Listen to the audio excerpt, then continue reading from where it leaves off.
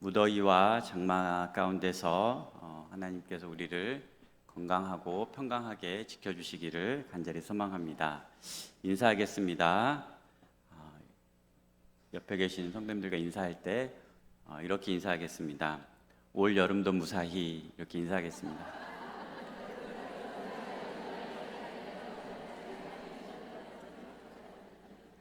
올 여름도 꼭 무사하게 잘 지내셨다가 하나님의 은혜를 많이 받는 그런 한 해가 될 수 있었으면 좋겠습니다. 7월 첫 번째 수요일입니다. 벌써 한 해의 절반이 죄송합니다. 말씀을 안 읽었네요. 네. 인사하고 한 번 더 인사하고 나서 말씀 읽도록 하겠습니다. 한 해의 절반이 지나갔는데 어떻게 잘 보내셨습니까? 목소리가 이렇게 힘이 없어 보이는데 더워서 그런다고 생각하고 오늘 권사회나 또는 여러 가지 일정들이 있는 중에 만나는 많은 분들과 올 한 해 절반이 지나가면서 주신 은혜가 있다면 은혜를 나누고 또 혹시 받아야 할 은혜가 있다면 또 나누면서 귀한 시간 보낼 수 있었으면 좋겠습니다. 인사를 한 번 더 할 텐데 반년 동안 하나님께서 우리와 함께 하셨습니다. 이렇게 인사하겠습니다. 반년 동안 하나님께서 우리와 함께 하셨습니다. 권사님과 함께 하셨고 집사님과 함께 하셨습니다. 아멘. 같이 볼 하나님의 말씀은 신명기 29장 1절부터 9절까지 말씀입니다. 신명기 29장 1절부터 9절까지 말씀 한 절씩 교독하고 마지막 절은 다 함께 읽겠습니다. 신명기 29장 1절부터 9절까지 말씀 제가 먼저 읽겠습니다. 호렙에서 이스라엘 자손과 세우신 언약 외에 여호와께서 모세에게 명령하여 모압 땅에서 그들과 세우신 언약의 말씀은 이러하니라. 그들에게 이르되 여호와께서 애굽 땅에서 너희의 목전에 바로와 그의 모든 신하와 그의 온 땅에 행하신 모든 일을 너희가 보았나니 곧 그 큰 시험과 이적과 큰 기사를 내 눈으로 보았느니라. 그러나 깨닫는 마음과 보는 눈과 듣는 귀는 오늘까지 여호와께서 너희에게 주지 아니하셨느니라. 주께서 40년 동안 너희를 광야에서 인도하셨거니와 너희 몸의 옷이 낡아지지 아니하였고 너희 발의 신이 헤어지지 아니하였으며 너희에게 떡도 먹지 못하며 포도주나 독주를 마시지 못하게 하셨음은 주는 너희의 여호와 알게 하려 하심이니라. 너희가 이곳에 올 때에 헤스본 왕 시온과 바산 왕 옥이 우리와 싸우러 나왔으므로 우리가 그들을 치고 그 땅을 차지하여 르우벤과 갓과 므낫세 반지파에게 기업으로 주었나니. 다 함께 읽겠습니다. 그런즉 너희는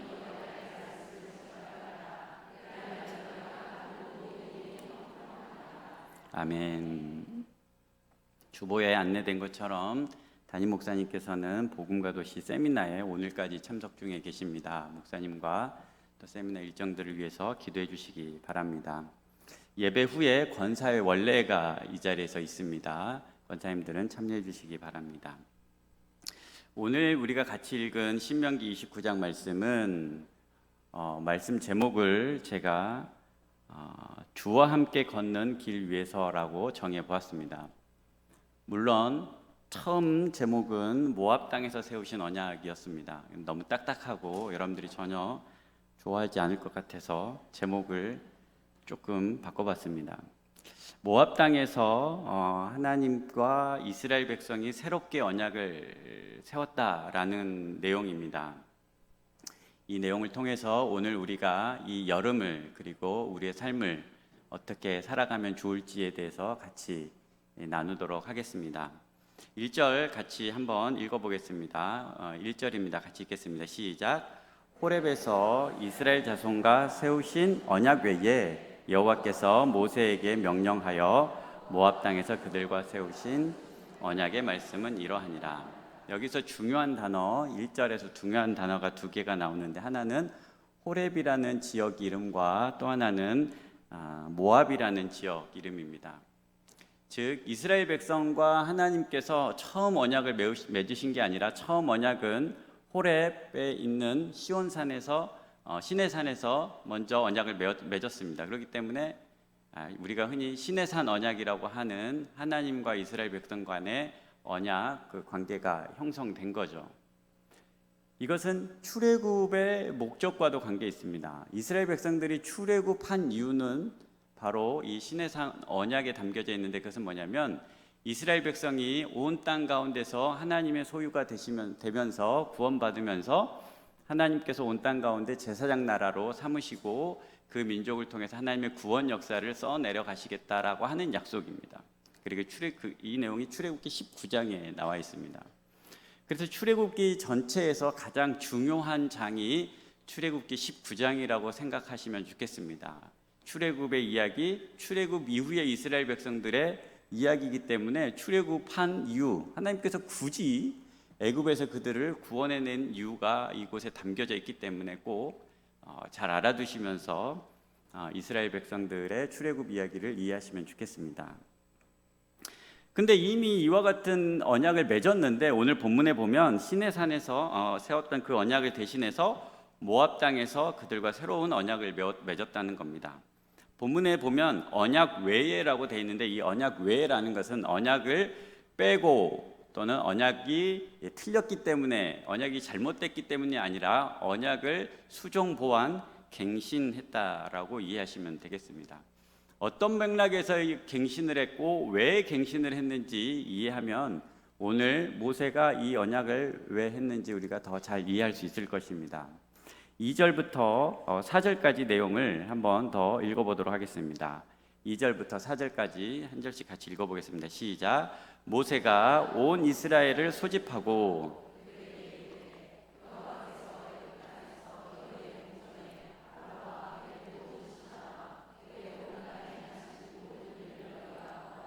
곧 그 큰 시험과 이적과 큰 기사를 내 눈으로 보았느니라. 그러나 깨닫는 마음과 보는 눈과 듣는 귀는 오늘까지 여호와께서 너희에게 주지 아니하셨느니라. 아멘. 새로운 언약을 세운 이유는 여러 가지 이유가 있겠지만, 먼저 1차적으로 간단하게 생각해 보면 언약의 대상이 바뀌었기 때문일 수 있습니다. 이스라엘 백성들이 바뀐 거죠. 왜냐하면 광야의 40년의 시간이 지나면서 대부분 출애굽 당시에 계수되었던 20세 이상의 남자들은 다 죽었기 때문에 인원이 바뀐 겁니다. 새로운 언약이 필요한 것이죠.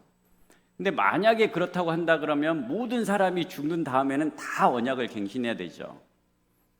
그렇기 때문에 단순히 그들이 죽었기 때문에 언약을 새로 맺는다라기보다는 그들의 처해 있는 상황과 형편이 조금 달랐고 언약의 중점 사항이 바뀌었을 가능성이 높다는 겁니다. 물론 큰 틀에서 이스라엘 백성에 대한 하나님의 존재 이유, 정체성은 바뀌지 않지만 그들이 뭔가 바뀐 거예요. 그래서 보충할 필요가 있고 그들이 새롭게 이해해야 할 부분이 있다는 것입니다.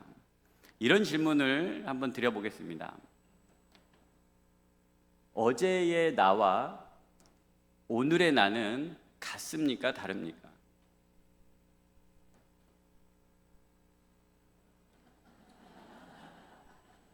어려운 대답인 줄 알고 답을 구하지는 않습니다. 네. 이렇게 질문해 보겠습니다. 어제의 나와 오늘의 내가 같으면 좋겠습니까? 안 좋겠습니까? 더 어려워졌습니까? 네, 죄송합니다. 거울을 한번 꺼내서 쳐다보시면 어제의 나와 오늘의 내가 같으면 좋겠습니까? 다르면 좋겠습니까? 이거는 분명한데 답이 뻔한 질문인데 같아야겠죠. 같으기를 바라시죠. 더 좋아지기를 혹시 바라셔서 그런 표정을 지으신 건 아니시죠? 네, 어제보다 좀 더 좋아지기를 바라시는 마음으로 네, TV 광고에 현혹되시지 마시기 바랍니다. 네. 집집마다 지금은 없을 수도 있지만 옛날에 있었던 게 있는데 뭐냐면 아이들의 키를 재는 높이 있습니다. 저희 집에는 이제 중3, 중1이 됐기 때문에 더 이상 잴 필요는 없는데 아직까지 있어요. 네. 왜 있냐면 아이들의 인생 이야기, 즉 자라온 이야기가 담겨져 있기 때문에 그렇습니다. 여러분들 집에도 오래 사신 분들은 아직 있죠? 리모델링 다 하셨습니까? 네. 아니면 손주들이 자라는 내용이 아마 담겨져 있을지도 모릅니다. 혹시 리모델링 하시더라도 그 벽은 꼭 남겨두시기 바랍니다. 왜냐하면 아이들이 그 키가 며칠 전하고 몇 달 전하고 똑같으면 어떻게 해요? 굉장히 실망하죠. 왜냐하면 자기가 그대로이기 때문에 그렇습니다. 다시 이런 맥락에서 질문하면 어제의 나와 오늘의 내가 같으면 좋겠습니까? 다르면 좋겠습니까? 달라져야겠죠. 네. 물론 달라지지 않고 변치 않아야 할 것들이 있긴 합니다. 달라지지 않고 변치 않아야 될 하나님에 대한 사랑하는 마음이라든지 이런 거는 늘 한결같거나, 물론 그것도 조금 더 커면 당연히 좋겠죠. 변치 않아야 할 게 있고 변해야 하는 게 있습니다. 그런데 이스라엘 백성들이 오늘 이 모압이라는 땅에서 시내산 당시의 상황을 바라보고 내가 그대로 있다고 하더라도 그때의 나와 지금의 나는 같을 수가 없고 같아서는 안 되고 분명하게 달라져야 했습니다. 분명하게 달라진 그 정체성을 가지고 있는 이스라엘 백성들에게 새롭게 언약을 맺고 있다라는 이해를 하시면 되겠습니다. 갱신한 거죠. 모압 땅은 어떤 땅이냐면 가나안 땅이 보이면서 반대쪽으로는 광야가 보이는 경계선입니다. 우리의 인생은 어디에 있냐면 이와 같은 경계선에 있습니다. 믿음이라는 영역으로 하나님과 동행하는, 하나님과 함께 해야 되는 자리에 있으면서 동시에 이 세상에 그렇지 않은 곳에 함께 발을 두고 있기 때문에 그렇습니다. 이 경계선상에서, 즉 이 우리의 삶의 이 경계선상에서 우리가 어떻게 살아가야 하느냐라고 하는 이 갱신을 통해서 우리의 삶을 더 잘 살아가고 하나님께 기쁨이 되는 삶이 될 수 있기를 간절히 소망합니다. 2절에서 4절에 보면 조금 전에 이렇게 이야기합니다. 모세가 이야기하면서 너희가 출애굽의 기적을 보았고 또 내 눈으로 보았는데, 4절은 그러나로 시작합니다. 그들이 오늘 이 모압 경계선상에 서 있으면서 그들이 가져야 되는 정체성은 보았고입니다. 하나님의 큰 이적을 보았습니다.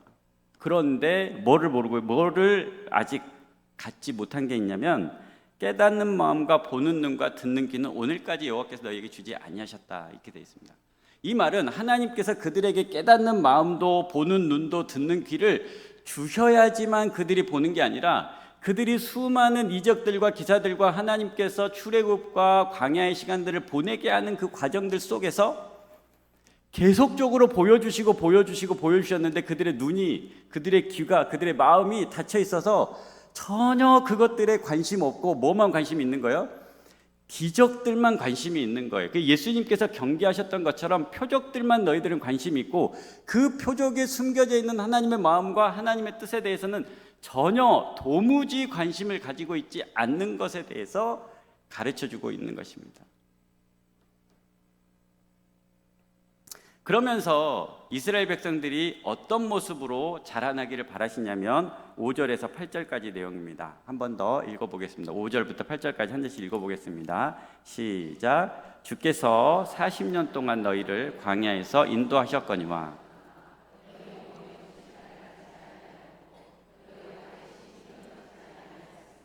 너희에게 떡도 먹지 못하며 포도주나 독주를 마시지 못하게 하셨음은 주는 너희 하나님 여호와이신 줄을 알게 하려 하심이니라.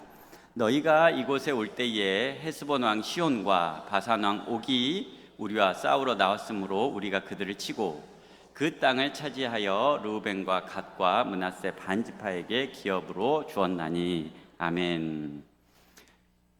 모압 경계에 있는 이스라엘 백성들은 어떻게 보면 실패자들이었습니다.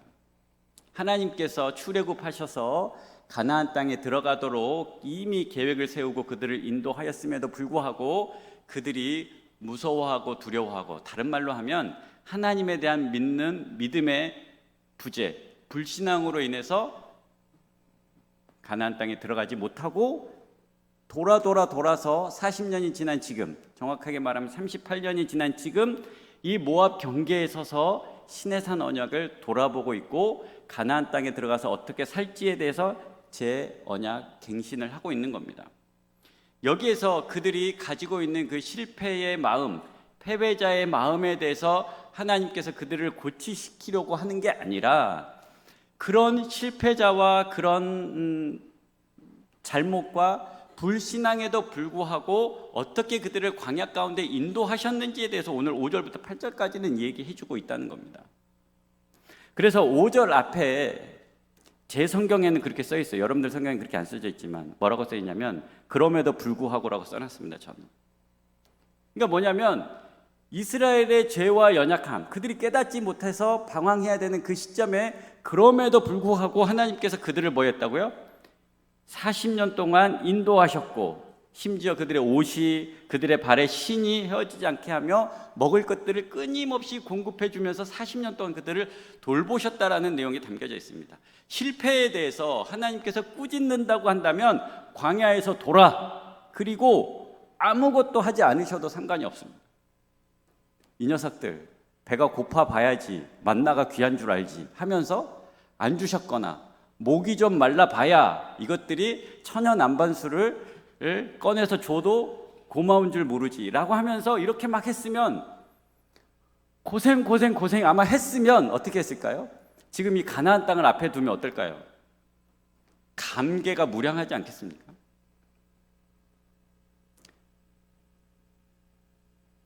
그런데 그럼에도 불구하고 그들이 여전히 그 수많은 기적과 표적과 하나님의 이적 가운데서도 깨닫지 못함에도 불구하고 그들을 광야에서 인도하셨고 이렇게 돼 있습니다. 광야는 하나님께서 인도하여 주신 땅입니다. 하나님께서 그들과 함께 하신 땅이라는 겁니다. 이 5절과 6절에 주께서 또는 주는이라는 단어가 나오는데 5절 시작에 보면 주께서 이렇게 나오고 6절 후반절에 보면 주는 이렇게 돼 있습니다. 여러분들 혹시 성경책에 주께서 하고 주는이라는 그 단어의 옆에 숫자가 써 있습니다. 그렇죠? 성경책을 안 가지고 오셔서 잘 모르시죠? 근데 가지고 오신 분들만 제가 특혜를 드리겠습니다. 한번 찾아보세요. 숫자가 써 있죠? 그 숫자 따라서 맨 밑에 내려가면 뭐라고 써 있습니까? 네? 내가 그리고 나는입니다. 자, 다시 제가 읽어드리겠습니다. 5절과 6절에 보면 자막 띄워주세요. 5절과 6절에 보면 5절에 주께서 이렇게 시작되는데 원래 성경의 표현으로 하면 내가라고 해야 된다는 거예요. 모세가 이스라엘 백성들과 언약을 갱신하면서 이 부분을 주께서라고 제3자적인 입장에서 설명을 했습니다. 모세가 설명하는 거예요. 주께서 40년 동안 너희를 광야에서 인도하셨거니와. 근데 원어적인 의미를 더 강조하면 내가 40년 동안 너희를 인도하셨거니와예요. 주어가 뭐라고요? 똑같아요. 주께서입니다. 주께서. 모세가 봤을 때는 주께서 너희를, 그러니까 내가 인도한 게 아니라는 거예요. 모세 입장에서 내가 인도한 게 아니고 하나님 입장에서 내가 인도한 거예요. 하나님 입장에서 주는 너희의 하나님 여호와이신 줄을 알게 하려, 주는이 아니라 나는 너희의 하나님 여호와이신 줄을 알게 하려 한다고 모세를 통해서 하나님이 직접 전달을 해주고 있는 겁니다. 그래서 이 주어의 성격, 히브리어는 그 동사의 주어의 성격이 나와 있는데 주어를 1인칭 단수로 표현하고, 즉 나는이라고 표현하고 있다는 거예요. 모세는 이스라엘 백성 너희들이 지금 광야를 돌아오면서 40년 동안 지냈는데 그걸 누가 하셨다고요? 내가 모세가가 아니라 주는 하나님께서 직접 너희를 인도하셨고 헤어지지 않게 하였고 돌봐주셨고 붙잡아 주셨고 인도하여 주셨다라고 하는 표현을 하고 있다는 겁니다. 우리가 기억해야 될 것은 하나님께서 분명하게 광야 가운데 있는 이스라엘 백성들을 먹이시고 입히시고 돌보시고 인도하셔서 지금 여기에 있다라고 하는 것을 기억하고 언약을 재갱신하는데, 결국은 너희들의 실패와 연약함과 죄와 불신앙의 조차도 그럼에도 불구하고 너희를 지금까지 인도하는 분은 오직 여호와 하나님임을 기억하고 새로운 언약을 맺겠다라는 것입니다. 그 언약의 내용이 다시금 우리에게 새로운 표현으로 등장하는데, 그게 9절입니다. 9절 같이 읽어보겠습니다. 시작. 그런즉 너희는 이 언약의 말씀을 지켜. 아멘. 그런즉 이렇게 나와 있습니다. 하나님께서 너희를 돌보신즉 너희는 이 언약의 말씀을 지켜라 라고 되어 있습니다. 자, 재미있는 질문을 한 번 더 하도록 하겠습니다. 아까와 비슷한 유형인데 잘 생각하셔야 돼요. 뭐냐면, 광야가 더 위험할까요? 가나안이 더 위험할까요?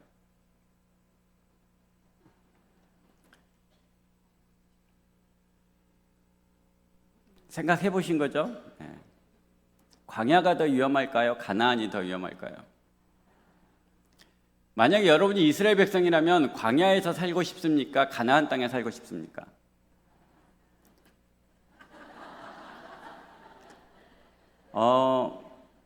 지금까지 설명을 많이 드렸는데, 광야는 하나님께서 직접 다 먹을 것도 주시고 먹여주시고 입혀주시고 재워주시고 다 하셨어요. 가나안은요, 농사를 지어야 되죠. 이스라엘 백성들이 죄를 광야에서 더 많이 지은 것 같아요? 가나안 땅에서 더 많이 지은 것 같습니까? 그래도 가나안 땅에 살고 싶으신 거죠? 네. 여러분들 집에 냉장고에 먹을 것도 많고, 집은 어느 정도 품위를 유지할 수 있을 정도의 집에 살고 계시고, 옷도 드레스룸에 가면 더 이상 옷을 안 사도 될 정도로 많이 있으시잖아요. 여러분들이 이미 가나안 땅에 살고 계세요. 굳이 한 벌옷 헤어지지 않도록 38년 동안 입는 은혜보다 드레스룸의 옷이 많은 은혜가 더 좋으시죠. 말해야 뭐 하겠습니까? 근데 중요한 게 뭐냐면, 가나안 땅에 살 때 하나님을 잃어버릴 때가 많아요. 하나님을 잊어버릴 때가 많습니다. 잃어버리기도 하고 잊어버리기도 해요. 왜냐하면 내가 많은 것을 누리고 가지고 있기 때문에 그래요. 어느 순간 그것이 하나님께서 나에게 많이 주셨다라는 것을 잊어버리거나 잃어버릴 때가 더 많다니까요. 그리고 잠깐의 고민과 염려와 근심 앞에서 하나님을 불신할 위험성이 있는 곳이 가나안 땅입니다. 많은 것들이 유혹을 해요. 단순히 바알과 아세라 신 같은 그런 것들도 우리를 유혹하고 넘어지게 하지만, 그 외에 많은 것들이, 심지어 그 먹을 것, 입을 것, 잠잘 것에 대해서 너무 많이 매어서 살다가 그것들을 공급해 주시는 하나님을 잊어버리거나 잃어버릴 때가 많습니다. 그럴 바에는 차라리 광야에 사는 게 낫죠. 여러분들이 동의하지 않더라도 그렇습니다. 그래서 하나님이 때로는 우리에게 광야와 같은 시간을 보내게 하실 때도 있는 겁니다. 이해되십니까? 혹시 지금 광야에 계신 분들이 계시다면 이 말이 전혀 위로가 되지 않죠. 물론 위로가 되겠습니까? 지금 내가 광야에 있는데 이게 여러분에게 더 유익합니다라고 말하면 어떤 광야에 있는 사람이 그것을 인정하고, 목사님 제가 잘못했습니다, 회개합니다라고 하겠습니까? 아마 속에서 화가 날 겁니다. 그것도 이해가 됩니다. 내가 무슨 죄를 지었고 내가 무슨 큰 잘못을 했기에 나에게 이런 광야가 있습니까? 라고 말씀하신다면 그것도 제가 감당해야 할 몫입니다. 그런데 혹시 지금 가나안 땅에 여유를 가지고 계신다고 한다면 꼭 기억하시기 바랍니다. 내가 혹 광야를 하나님께서 허락해 주신다고 한다면 그것은 내가 하나님을 더 잘 봐야 되고, 내가 하나님께만 눈을 돌려야 하고 하나님만 의지해야 하는 때라는 것을 꼭 기억할 수 있기를 바랍니다. 이것은 광야 가운데 있는 다른 사람에게 해줄 이야기가 아니라 혹 광야를 내가 지금 경험하고 있거나 앞으로 경험해야 한다면 놓치지 말아야 할 신앙의 고백이 될 것입니다. 경계선에 있어요. 내가 광야에 살 때도 있고 가나안 땅에 살 때도 있습니다.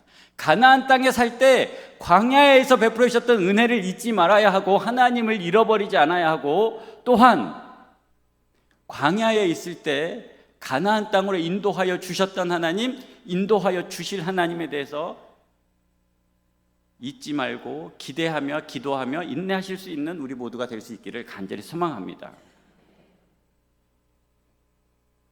모세는 가나안 땅에 못 들어갔습니다. 잘잘못을 떠나서 모세는 못 들어갔습니다. 왜 이스라엘 백성이 잘못한 것에 비하면 모세가 못 들어갈 만큼 잘못했나 싶기는 합니다만, 그만큼 지도자로서의 책임과 하나님께서 요구하신 높은 품격이 있기 때문에 그럴지 모릅니다. 근데 못 들어갔어요. 근데 못 들어가서 뭐라고 이야기하냐면, 너희들은 거기에 들어갈 텐데 제발 부탁인데 입니다. 이 9절 말씀 다시 한번 읽어보겠습니다. 9절 시작. 그런즉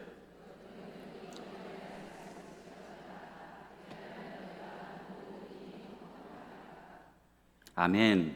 광야는 물론 물리적으로는 의식주 해결 자체가 쉽지 않고 위험 요소들이 많아서 계속 살 수는 없습니다. 이스라엘 백성도 그곳에서 영원히 살도록 하나님께서 인도하시지 않습니다. 그런데 광야의 그 긴 시간들 속에서 하나님만 바라보도록 했습니다. 먹을 것, 입을 것, 마실 것, 잠잘 것, 모든 것을 하나님만 의지하도록 하셨어요. 그리고 그들이 가나안 땅에 들어갔습니다. 실패로 따지면 광야보다 가나안 땅에서 훨씬 많이 실패했습니다. 그게 이스라엘의 역사입니다. 이런 이스라엘의 역사와 이스라엘의 모습들 향하여서 오늘 우리에게 주시는 말씀, 이 모세의 당부가 하나님의 말씀을 기억하며 순종하며 살도록 우리에게 말씀해주고 있습니다.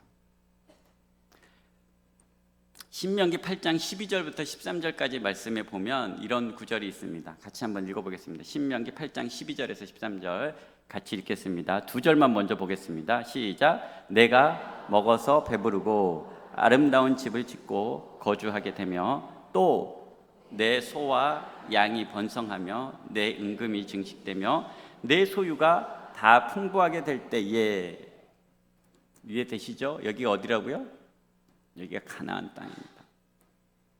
하나님께서 가나안 땅에 들어가게 하시고 정복하게 하시고 땅을 배분해 주시고 그곳에서 어떻게 주셨어요? 배부르게 하고 집을 짓게 하고 또 내 소와 양도 많게 하고 은금도 주시고 소유가 풍부하게 됐어요. 그러면서 이어지는 구절이 14절입니다. 같이 읽겠습니다. 시작. 내 마음이 교만하여 여호와는 너를 애굽 땅 종되었던 집에서 이끌어내시고 점점점 읽어보시면 좋겠습니다. 우리가 가나안 땅에 살고 있습니다. 그리고 하나님의 은혜를 많이 누리고 살고 있습니다.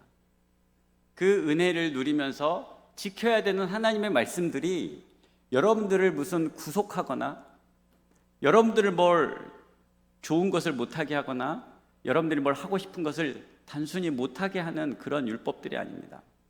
그것들을 통해서 하나님께서 우리를 보호하시고 우리를 지켜주시고 우리를 인도하시는 통로가 되고 그 말씀 속에 하나님의 뜻이, 하나님의 사랑이, 그리고 무엇보다 하나님의 능력이 담겨져 있습니다. 말씀을 지키려고 하는 자에게 주시는 하나님의 능력이 그곳에 가득 있다는 것입니다. 그 은혜를 놓치지 않기를 간절히 소망합니다. 여러분들이 좋아하시는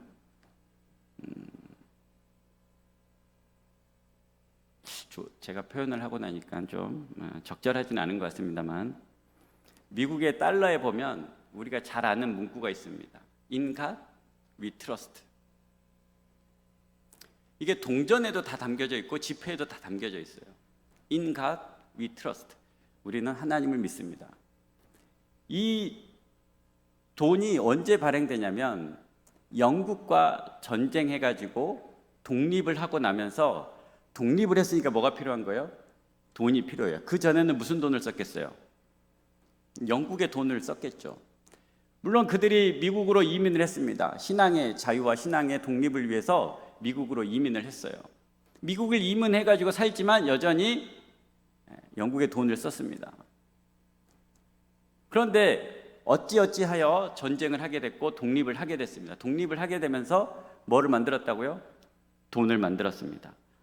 돈을 만들어서 그들이 처음 이 지폐에 담겨져 있는, 그리고 자신들이 이곳 미국 땅에 와서 독립을 하고 이제 어느덧 세계의 열강, 즉 세계의 가장 강한 나라라고 할 수 있는 영국도 이기면서 독립전쟁을 했으니까, 물론 프랑스의 도움을 받긴 했지만 독립을 했습니다. 그랬을 때 독립하고만 나서 제일 먼저 했던 여러 가지 일들 가운데 헌법도 만들고 뭐 했는데, 헌법을 만들면서 돈에다가 이 문구를 넣자고 제정을 한 겁니다. 왜냐하면 이 돈이 우리가 중요하게 여기고 주머니에 넣고 다니고 꼭 필요한 이 돈을 볼 때마다 놓치지 말아야 할 신앙 고백을 넣은 거예요. 그게 뭐라고요? 우리는 하나님을 믿는다. 뭐를 보면서요?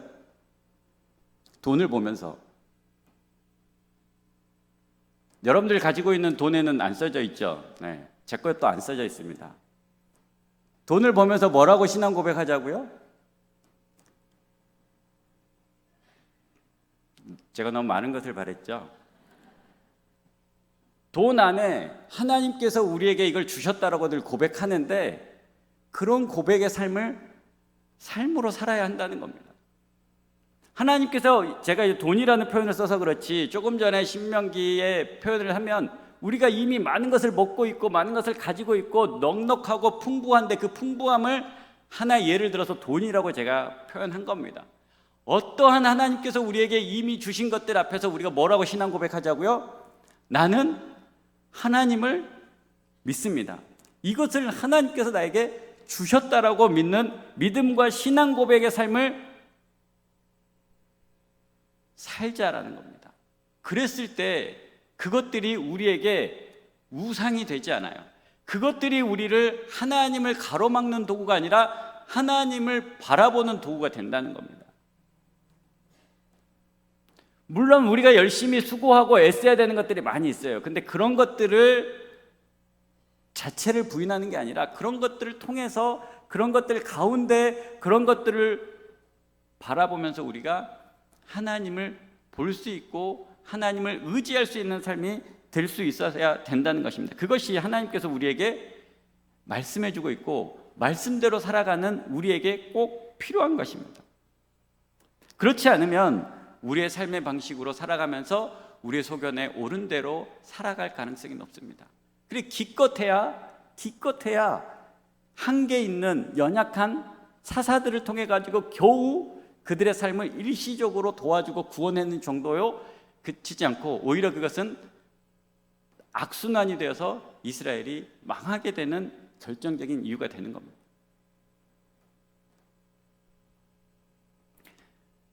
하나님께서 오늘 우리에게 이 한 해의 절반을 지나가고 있는 이쯤에 다시 한번 새로운 언약을 갱신하면서 2024년을 살았으면 좋겠다는 취지로 여러분들과 이 말씀을 같이 나눴습니다.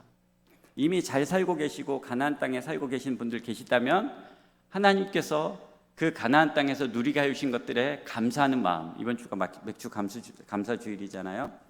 감사하는 마음으로 하나님을 온전히 바라볼 수 있었으면 좋겠습니다. 혹시 광야 가운데 있다고 한다면 그럼에도 불구하고 그 광야 가운데서도 나를 광야 가운데 내버려 두시는 것이 아니라 가장 가까이서 나를 지켜주시고 나의 먹을 것, 마실 것, 입을 것 모든 것들을 통제하고 계시고 우리를 붙잡아 주시는 분이 하나님이시라는 것을 의지하면서 믿음으로 나아가는 우리 모두가 될 수 있기를 간절히 소망합니다. 그렇다면 어느 순간 우리 모두가 다 믿음의 삶 속에서 승리하리라고 믿습니다.